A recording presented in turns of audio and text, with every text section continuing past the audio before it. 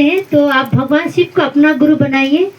और यह गुरु शिष्य की जो परंपरा है वो शिव गुरु के द्वारा ही स्थापित हुई है इस संसार में।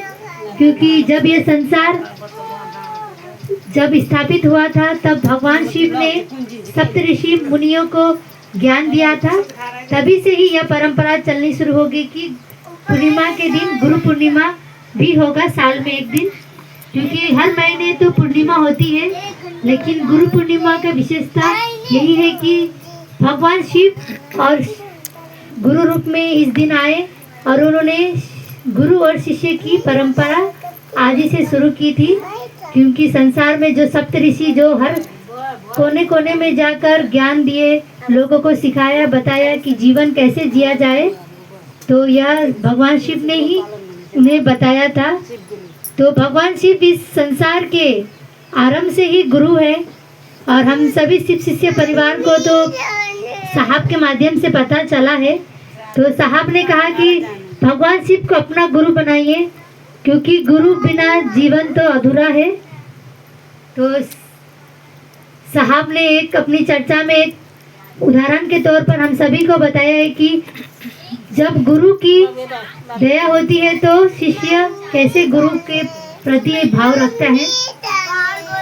जैसे कि उन्होंने एक कथा में कहा था कि जो गुरु के द्वारा हमें जो ज्ञान मिलता है वो हमें दूसरों को देना पड़ता है। तो बरखा दीदी ने भी बताया था, हर चर्चा में, यहाँ अंडमान के चर्चा में भी बताया था, आप सभी ने भी सुना है कि एक शिष्य था जिसे गुरु ने अपना उत्तराधिकारी बनाने के लिए 2 शिष्यों को चुना था। उसमें से उन्होंने कहा कि मैं ये गेहूँ आप दोनों को देता हूँ, मैं जब भी वापस आऊँगा तो मुझे ये जो गेहूँ के दाने हैं मुझे वापस दीजिएगा। तो उन्होंने दोनों शिष्यों को देकर चले गए। एक शिष्य ने क्या किया, अपनी सूझबूझ से उसने क्या किया, गुरु ने दिया वाला जो ये चीज़ है ये तो अमृत है, इसे तो मैं एक अलमारी में तिजोरी में सुरक्षित रखूंगा। तो उसने यह सोचकर उसने सुरक्षित रखा। और दूसरे शिष्य ने सोचा कि ये जो गेहूं के दाने मुझे दिए गया है इसे मैं रखूंगा तो सड़ जाएगा, क्योंकि उसमें घुन आ जाएगा। तो मैं इसे खेत में छड़ूंगा तो यह उपजाऊ के तौर पर और फसल देगी। तो उसने यह विचार करके खेत में डाल दिया। तो जब गुरु वापस आते हैं तो कहते हैं कि मैंने जो तुम्हें दिया है मुझे वापस दीजिएगा।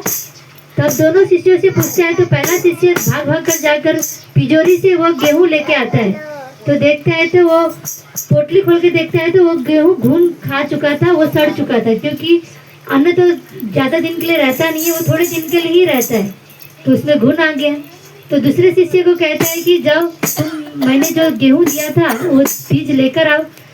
तो वह थोड़ा घबराता है कि गुरु ने दिया वाला चीज़ मैंने तो ऐसा कर दिया कि गुरु कहीं मुझे हल्ला ना दे, वो मुझ पर गुस्सा ना हो जाए। तो उसने आराम से कहते हैं कि गुरु आपने जो मुझे दिया था मैंने तो उसे आश्रम के पीछे खेत में डाल दिया है। तो गुरु कहते हैं चलो मुझे दिखाओ। तो जाकर देखते हैं तो वहाँ पे पूरा फसल आ गई। क्योंकि एक गेहूँ के दाने से कहीं दाने उत्पन्न होते हैं, हमारे गांव में भी ऐसी होता है। तो वहाँ भी वैसी हुआ। तो गुरु खुश हो गए कि मैंने जो दिया था उसे तुमने इतना अच्छा उपयोग किया, अच्छा माध्यम से तुम्हें लोग क्या कहते हैं उसे, मैंने जो तुम्हें दिया उसे 1 से तुमने 1000 बना दिया। तो उसी तरह साहब कहते हैं कि जो ज्ञान शिव गुरु ने मुझे दिया मैंने अगर अपने तक सीमित रखता तो आज मैं मुझ तक ही रहता था। आज ये संसार में हर एक लोगों तक ये शिव गुरु है इस बात फैलती नहीं थी। तो जैसे गुरु के आदेश में मैंने आप सभी को बताया कि भगवान शिव गुरु है, तो आप भी मेरे द्वारा जो बताए 3 सूत्रों को लोगों तक पहुंचाइए और यह ज्ञान दीजिएगा कि भगवान शिव हमारे गुरु है। आप भी भगवान शिव को अपना गुरु बना सकते हैं। तो साहब का यही कहानी में यही एक धारणा थी, यही उद्देश्य था कि हमें जो ज्ञान मिला है, जैसे कि साहब के द्वारा मिला है, गुरु के द्वारा मिला है, या यहाँ पे जो भी उपस्थित गुरु भाई बहनों के द्वारा जो भी ज्ञान हमें मिलता है दूसरों तक पहुँचाए। क्योंकि दूसरों तक पहुँचाएंगे तब उन्हें पता चलेगा, नहीं तो उनको भी नहीं पता चलेगा, वो भी घर में बैठे रहेंगे। तो इस गुरु पूर्णिमा में हम सभी शिष्य परिवार यह संकल्प एक तरफ से करें कि आज इस गुरु पूर्णिमा के दिन हम कुछ दक्षिणा दे सके न सके, लेकिन गुरु के चरणों में यह संकल्प करेंगे कि आगे जो भी दिन आएंगे कोशिश करेंगे कि लोगों को गुरु से जोड़े और उन तक 3 सूत्रों का यह सूचना पहुंचा सके। इसी पर ही ये गुरु पूर्णिमा के शुभ अवसर पर आप सभी को